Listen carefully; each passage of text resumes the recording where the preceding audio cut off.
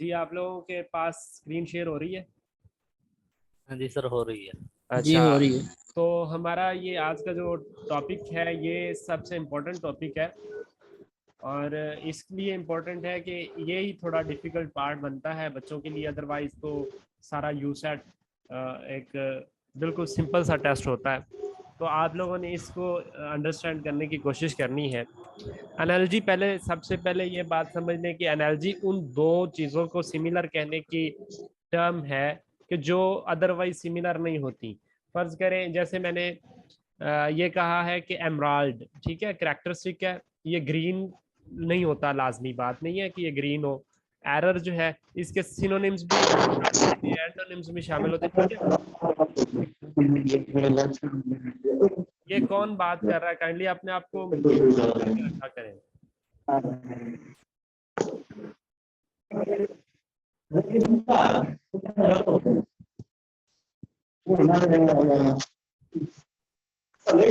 बात अपने आप को म्यूट करें।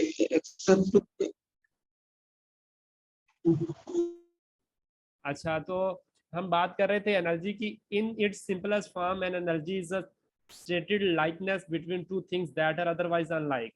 The embarrassed girl's face turned as red as beet. ठीक है, अब देखें ये आप एक सेंटेंस देखें कि जो लड़की शर्मिंदा हुई है उसका चेहरा इतना सुर्ख हो गया जितना कि चकंदर होती है, बीट आप समझते हैं ना, चकंदर की तरह रेड हो गया उसका चेहरा। अब देखिए चेहरा कभी भी बीट की तरह नहीं होता, लेकिन यहाँ पे हमने उसको कह दिया है यहाँ पे। तो ये होती है एनालॉजी। इसमें आपने सिंपली किसी चीज को दूसरी चीज के साथ एक रिलेशनशिप उसका डिफाइन कर देना है और उसके अकॉर्डिंग दूसरा थर्ड हमने रिलेशनशिप निकालना होता है।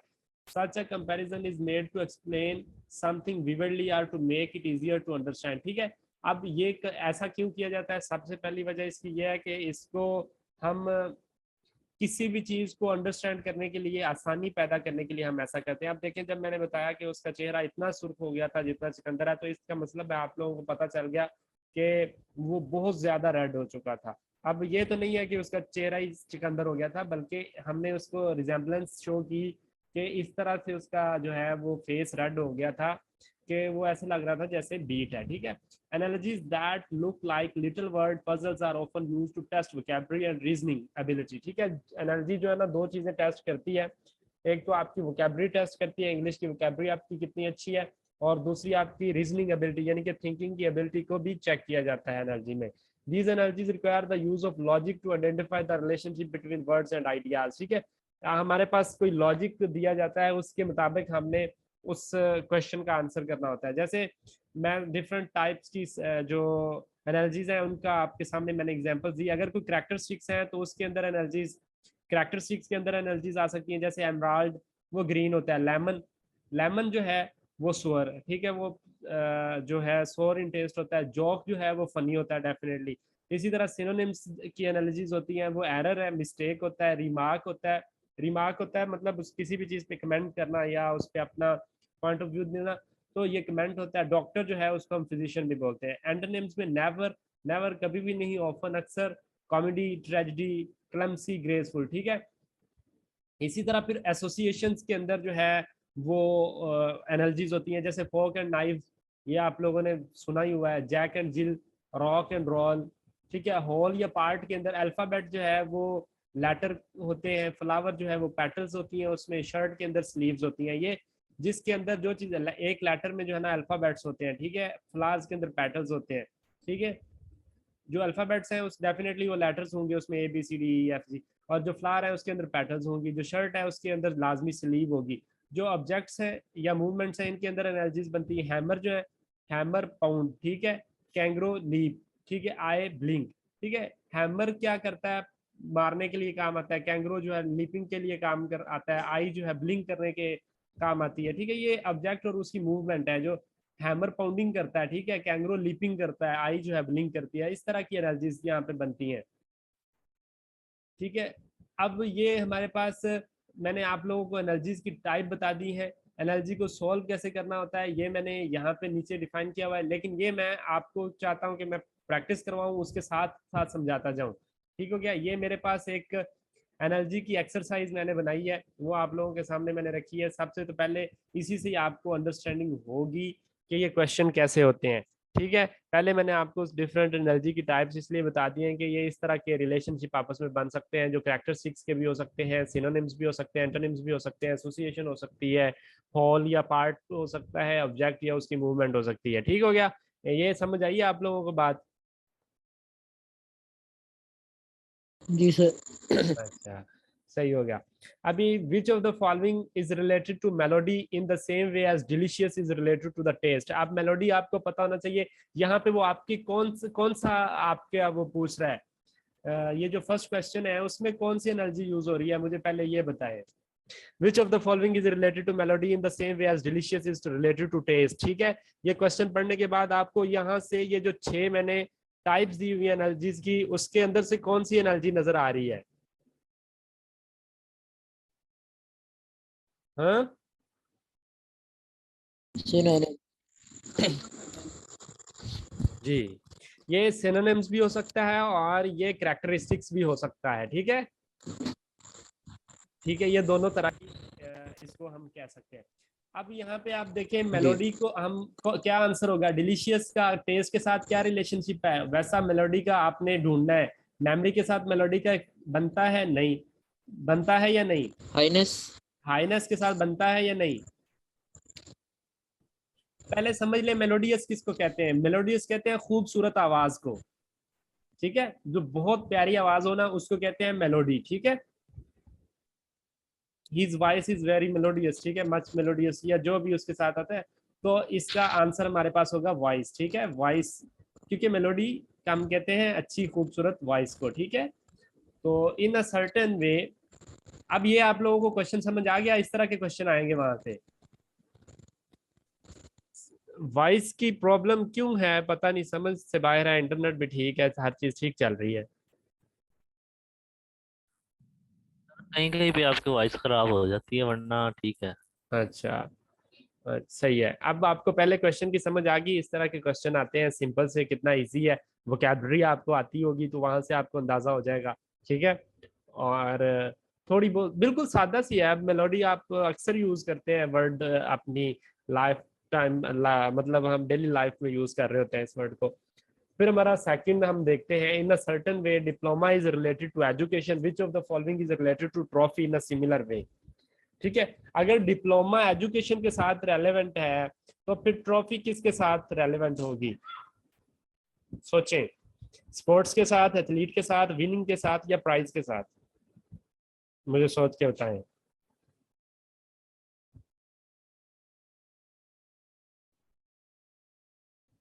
जी, नहीं समझ आई?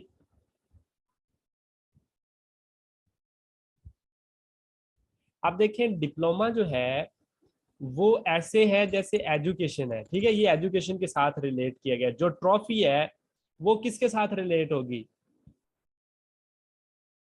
डेफिनेटली स्पोर्ट्स के साथ। ठीक है, बाकी एथलीट के साथ ट्रॉफी लाजमी नहीं है, क्योंकि विन करे या ना करे, विनिंग के साथ भी ट्रॉफी हो ये लाजमी नहीं है। ठीक है, कुछ और प्राइज भी हो सकता है, स्पोर्ट्स के अंदर ट्रॉफी हो सकती है। मेरी आवाज नहीं आ रही? यस सर, ठीक। ये पता नहीं किनको आवाज नहीं आ रही, ये अपना जो है काइंडली अपने एंड पे चेक करें। मेरे एंड पे मेरा नहीं ख्याल कि कोई इशू है। सर आवाज नहीं आ रही आपकी बिल्कुल भी। अभी भी नहीं आ रही आवाज? मेरी आवाज तो सुन रहे हैं बच्चे, रिस्पॉन्स भी कर रहे हैं, वहां पे रिस्पॉन्ड कर रहे हैं बच्चे मुझे। सब ठीक है। जी, अब देखिए, clock is related to time in the same way as vehicle is related to which of the following. ठीक है, अब आप हमें बताएं कि जो क्लॉक है अगर वो टाइम से रिलेटेड हो तो व्हीकल किसके साथ रिलेट करेगी? ड्राइवर के साथ, रोड के साथ, पैसेंजर के साथ, या जर्नी के साथ? क्लॉक जर्नी के रोड साथ। के, यस, क्योंकि क्लॉक आपको टाइम बता रहा है तो व्हीकल आपको जर्नी करवा रही है। ठीक है, तो ये आपने आंसर किया है करेक्ट। डेल्टा इसका फिर illness is related to cure in the same way as grief is related to happiness, ecstasy, remedy, solitude। ठीक है, कौन सा आएगा आंसर इसमें से? हैप्पीनेस। यस, ग्रीफ गम होता है, और इलनेस के अगर वो एंटोनिम दे रहा है तो वो क्योर है, तो ग्रीफ का एंटोनिम क्या होगा? हैप्पीनेस होगा इसका यस, हैप्पीनेस होगा। एंटोनियम। जी जी। और बुके जो है, bouquet is related to flowers in the same way as sentence is related to, sentence related to किसके होगा?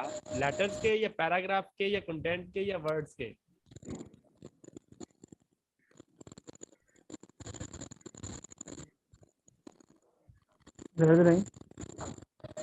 जी,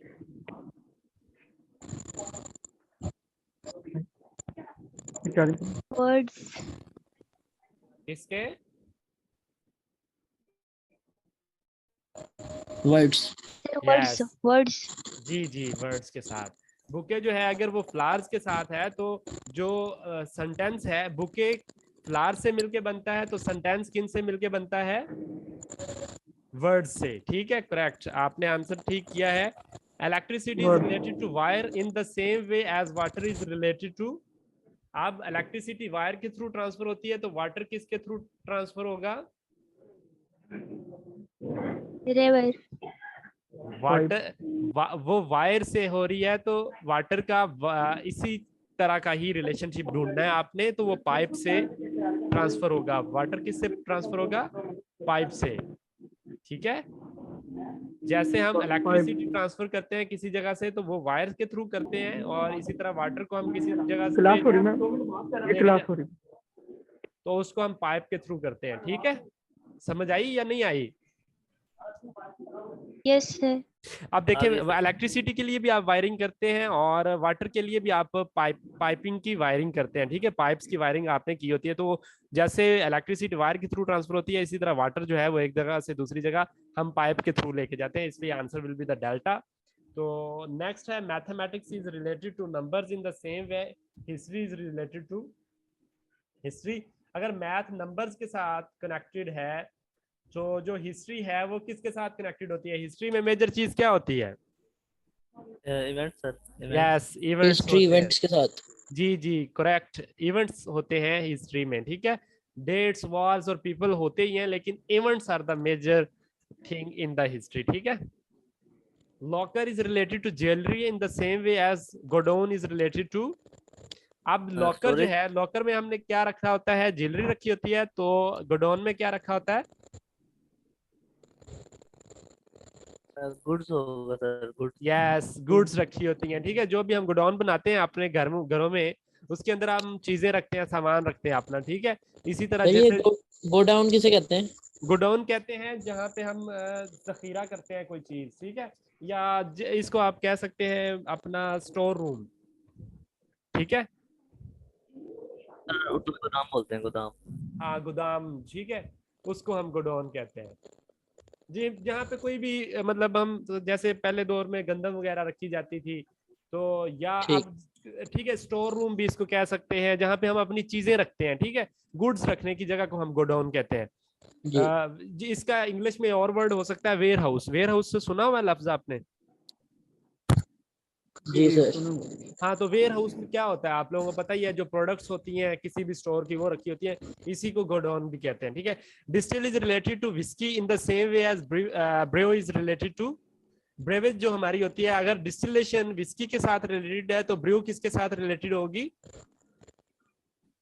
इसको आपने पहले समझना है कि विस्की क्या होती है, और डिस्टिलेशन क्या होती है, और फिर ब्रेवेज क्या होती है, और इसका फिर नेक्स्ट Beer. आपने ताल्लुक ढूंढना है। यस, बियर जी, ठीक है, क्योंकि आपको पता है हमारी जो बेवरेज इंडस्ट्री होती है उसके अंदर बियर बन रही होती है। ठीक है, और जो बियर हमारी के साथ। हाँ करेक्ट है, बियर। ठीक है, और जो हमारी डिस्टिलेशन इंडस्ट्री होती है उसके अंदर विस्की बन रही होती है। ठीक है, ये वैसे मुझे एक्सक्लूड करना चाहिए था। इस तरह का क्वेश्चन आपको नहीं आएगा जिसमें विस्की वगैरह या बियर वगैरह का तस्करा होगा, लेकिन फिर भी आप अंडरस्टैंडिंग के लिए इसको देख लें। Story is related to novel in the same way as sea is related to which of the following. ठीक है, स्टोरी नॉवल के साथ किस तरह रिलेटेड है?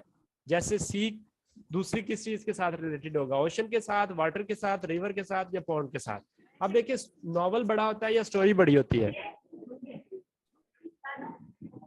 नहीं, मैं क्लास ले रहा हूँ।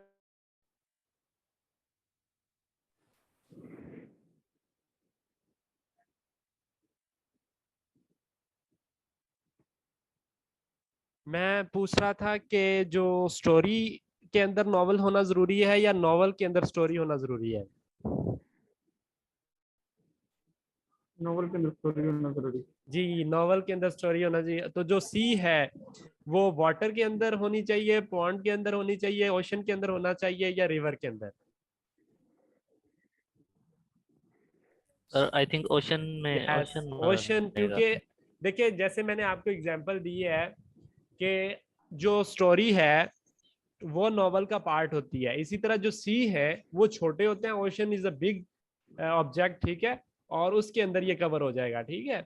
तो ये इसकी इसकी तरह जो है उसका रिलेशन है, बाकी सारी चीजें रिवर, वाटर और पॉन्ड उससे छोटे हैं सी से, तो जो सी पार्ट होगा वो ओशन का होगा। अब hygrometer is related to humidity in the same way as sphygmomanometer is related to, sphygmomanometer पढ़ा हुआ है आप लोगों ने, क्या होता है? Blood pressure. जी, blood pressure. Blood pressure sphygmomanometer measure करने का जो डिवाइस होती है उसको हम स्फिग्मोमैनोमीटर कहते हैं, तो ये blood pressure.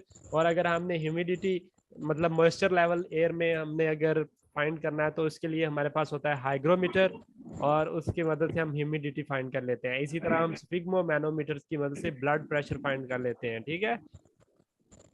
engineer is related to machine in the same way as doctor is related to, किसके साथ होगा? Hospital, body, diesel. मेडिसिन। जी, मेडिसिन। मेडिसिन। दोबारा सोचें। बॉडी बॉडी इसके अंदर दो चीजें हो सकती हैं, एक तो जो डॉक्टर है, इंजीनियर अगर मशीन को ठीक करता है तो डॉक्टर जो है वो डिजीज को भी ठीक कर सकता है और बॉडी पे भी कर सकता है, ठीक है। तो इंजीनियर मशीन का क्योर करता है या डिजीज, डॉक्टर जो है ये होना तो बॉडी को ही चाहिए, ठीक है, बॉडी ज्यादा सूटेबल आंसर है, लेकिन ये दोनों तरह से हो सकते हैं, डिजीज भी हो सकता है और बॉडी भी हो सकता है, ठीक है।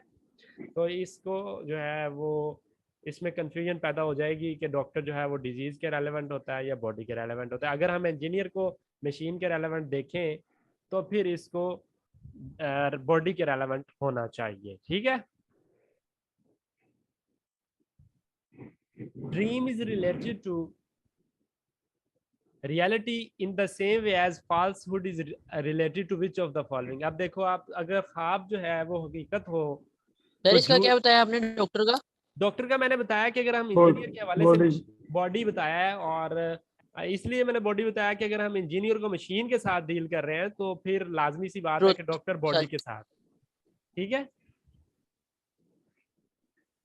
अगर ड्रीम जो है वो फॉल्सहुड का मीन क्या है? फॉल्सहुड होता है झूठ, ठीक है। जी। जो ड्रीम है अगर वो हकीकत है, मतलब ख्वाब हकीकत है, तो फिर झूठ ओके क्या सर। होगा? सच होगा, ठीक है। Framework is related to house ठीक। in the same way as skeleton is related to which of the following? अगर फ्रेमवर्क क्या होता है? किसी भी चीजों को जो जी सर, जोड़ा ठीक है। जाता है ना, मतलब कोई सेटिंग किसी चीज की जाए तो वो हाउस बनता है फ्रेमवर्क से, तो फिर स्केलेटन से क्या बनेगा? स्केलेटन से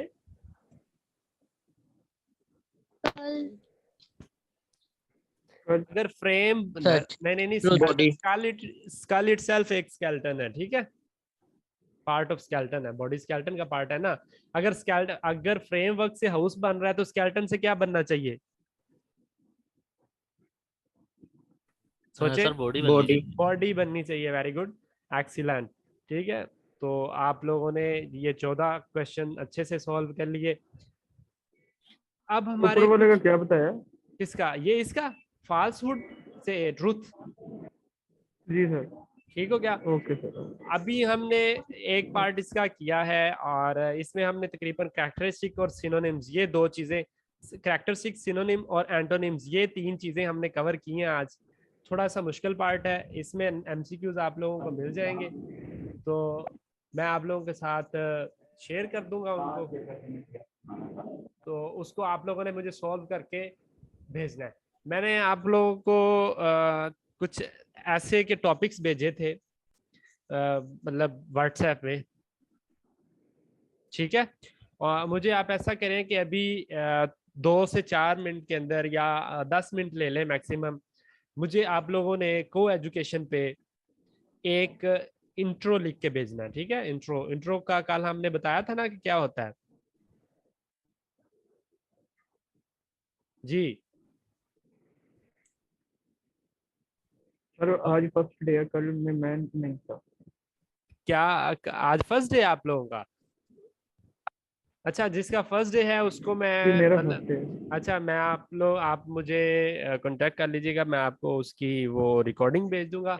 बाकी जितने लोग हैं वो ऐसा करें कि वो अभी अपना जो है वो को एजुकेशन का इंट्रो लिखें और वो मुझे शेयर करें, ठीक है, और ताकि मैं उसको चेक करूं। सर जी। सर सर वो कल वाली रिकॉर्डिंग चाहिए थी कल, क्योंकि वॉइस का प्रॉब्लम था तो समझ नहीं आई थी। कल वाली रिकॉर्डिंग चाहिए। अच्छा, कल वाली रिकॉर्डिंग मैं आप लोगों को शेयर कर देता हूँ लिंक, तो उससे आप देख लीजिएगा, ठीक है। तो थैंक थैंक यू। हाँ, बाकी अभी इसमें कोई क्वेश्चन है? मैं आज आपको ये सारी चीजें इसलिए नहीं करवा रहा कि फिर ये कैरेक्टरिस्टिक्स इन्होंने मेंटोनिम ये सारे आप लोग, ये 3 चीजें एक तरह की हैं और ये दूसरी 3 चीजें टोटली जो है ना वो डिफरेंट है। तो मैं ये पहले 3 इसलिए आज करवा के जो है ना वो खत्म कर रहा हूँ कि बाकी हम 3 जो है वो इंटायरली डिफरेंट जो है वो एस्पेक्ट से पढ़ेंगे, तो वो इजी रहेगा। हम आज उसको मिक्स नहीं करेंगे इसके साथ ही। तो ये 3 काफी हैं। इसके एमसीक्यूज मैं आपको निकाल के भेज देता हूँ। कुछ ये 14-15 एमसीक्यूज मैंने ये बनाए थे, बाकी कोई 15-20 एमसीक्यूज मैं वैसे आपकी प्रैक्टिस के लिए भेजता हूँ, वो आप सॉल्व कीजिएगा। और अगर इसमें फिर इशू आए तो फिर हम उस पर कल डिस्कस भी कर लेंगे, और साथ हम एसोसिएशन, हॉल पार्ट और ऑब्जेक्ट मूवमेंट एनालिसिस को भी डिस्कस करेंगे। ठीक हो गया जी? कोई क्वेश्चन है तो आप मुझे बता दीजिए। सर ये नोट शेयर कर दीजिए काइंडली। जी जी, मैं नोट्स शेयर कर देता हूँ आप लोगों के साथ। तो मिलते हैं इंशाल्लाह नेक्स्ट डे में। इंशाल्लाह अपना ख्याल रखिए और दुआ में याद रखिएगा। अल्लाह हाफिज़। अल्लाह हाफिज।